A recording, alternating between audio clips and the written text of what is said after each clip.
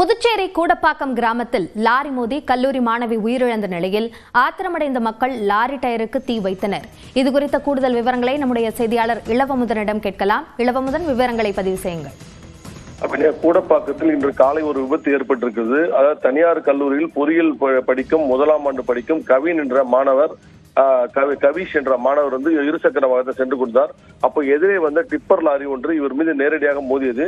இதில் சம்பவ இடத்திலேயே மாணவர் உயிரிழந்தார். இதனை கண்டித்து கிராம மக்களும் உறவினர்களும் அங்கு மறியலில் ஈடுபட்டனர். ஒரு கட்டத்தில் ஆத்திரமடைந்த இவர்கள் விபத்தை ஏற்படுத்திய லாரியின் டயரை கொளுத்தினார்கள். அப்பொழுது அங்கு போலீஸ் பாதுகாப்பில் இருந்த போலீசார் தீயை அணைக்க முயன்றால் இருப்பினும் டயர் முழுமையாக எரிந்தது.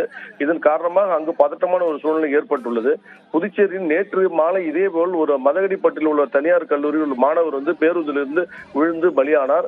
கிட்டத்தட்ட நேற்று மாலை 5 மணியிலிருந்து காலை 10 மணி வரை 24 மணி நேரத்துக்குள் 2 கல்லூரி மாணவர்கள் உயிரிழந்திருப்பது புதுச்சேரியில் பெரிய வருத்தத்தை ஏற்படுத்தி இருக்கிறது. அபிநயா, விவரங்களுக்கு நன்றி இளவமுதன்.